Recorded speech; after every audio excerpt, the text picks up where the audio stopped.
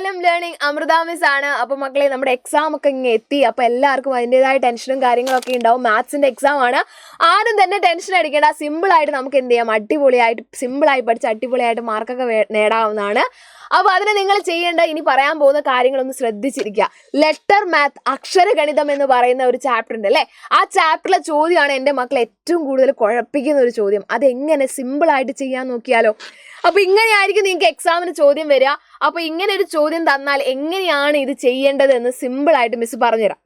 ഇവിടെ നോക്കിയേ, ഒരു ത്രികോണം ഉണ്ടാക്കാൻ, ഇവിടെ ശ്രദ്ധിക്കണേ, ഒരു ത്രികോണം ഉണ്ടാക്കാൻ നമുക്ക് 3 തീപ്പെട്ടി കമ്പുകൾ ആവശ്യമാണ്. ചോദ്യം ശ്രദ്ധിച്ചു നോക്കണം. ഒരു ത്രികോണം ഉണ്ടാക്കാൻ 3 കമ്പുകൾ. 2 ത്രികോണം ഉണ്ടാക്കാൻ എത്ര കമ്പുകൾ വേണം? 5 കമ്പുകൾ അല്ലേ? ഒരു ത്രികോണം ഉണ്ടാക്കാൻ 3 കമ്പുകളാണ്. 2 ത്രികോണം ഉണ്ടാക്കാൻ ഇതാ 1 2 3 4 5 5 തീപ്പെട്ടി കമ്പുകൾ വേണം. ഇനി 3 ത്രികോണം ഉണ്ടാക്കാനോ 1 2 3 4 5 6 7 7 കമ്പുകൾ ആവശ്യമാണ്. ഇനി 4 ത്രികോണം ഉണ്ടാക്കാനോ നോക്കാം.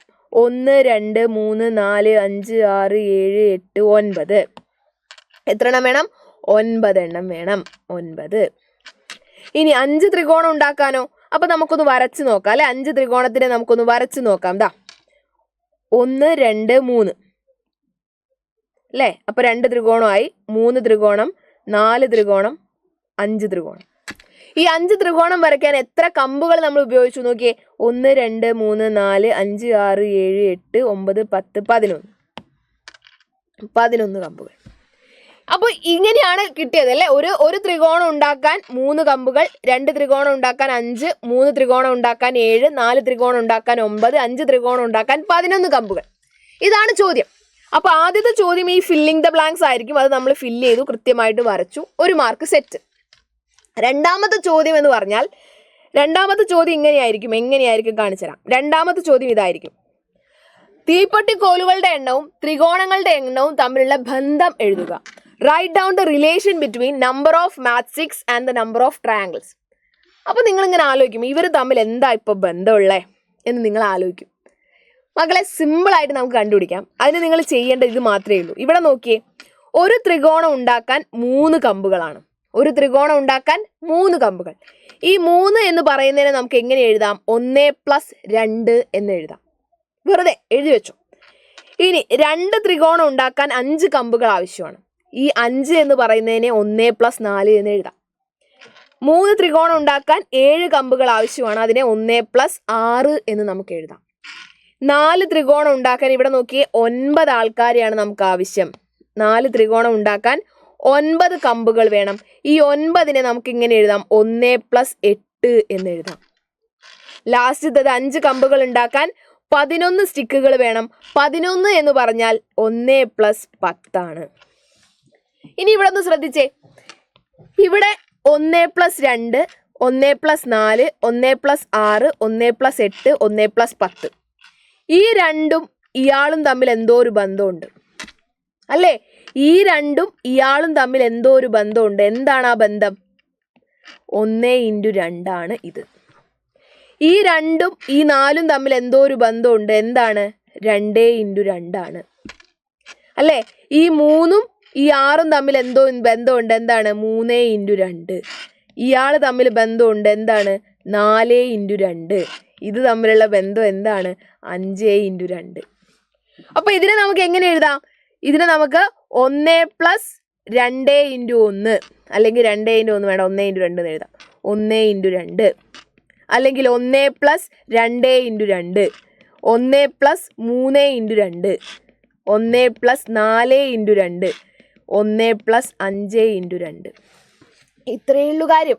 സംഗതി എളുപ്പമാണ്. അതായത് നമ്പർ ഓഫ് മാച്ച് സ്റ്റിക്സ് എന്ന് പറയുന്നത്, എത്ര സ്റ്റിക്കുകൾ ഉപയോഗിച്ചു എന്ന് പറയുന്നത് 1 + ഇതേ × 2 ആണ്. Number of triangles × 2. എത്ര തീപ്പെട്ടി കമ്പുകൾ നമ്മൾ ഉപയോഗിച്ചു എന്ന് പറയുന്നത് 1 + ഇതേ × 2 ആണ്. Number of triangles × 2. ഇതാണ് റിലേഷൻ. അതായത് കമ്പുകളുടെ എണ്ണം, കോലുകളുടെ എണ്ണം, കോലുകളുടെ എണ്ണം എന്ന് പറയുന്നത്, നമ്പർ ഓഫ് മാച്ച് സ്റ്റിക്സ് എന്ന് പറയുന്നത് എന്താണ്? ഇവിടെ നോക്കിയോ, 1 + 1 + 1 × അതായത് ത്രികോണങ്ങളുടെ എണ്ണം അല്ലേ, ത്രികോണം ഇൻറ്റു 2 ആണ്. ഇതാണ് റിലേഷൻ. ഇതാ നോക്കിക്കോ, ത്രികോണങ്ങളുടെ എണ്ണം ഇൻറ്റു 2 + 1 ചെയ്താൽ എന്ത് കിട്ടും? നമ്പർ ഓഫ് മാച്ച് സ്റ്റിക്സ് കിട്ടും. സിമ്പിളാണ്. അപ്പോൾ കോലുകളുടെ എണ്ണം, നമ്പർ ഓഫ് സ്റ്റിക്സ്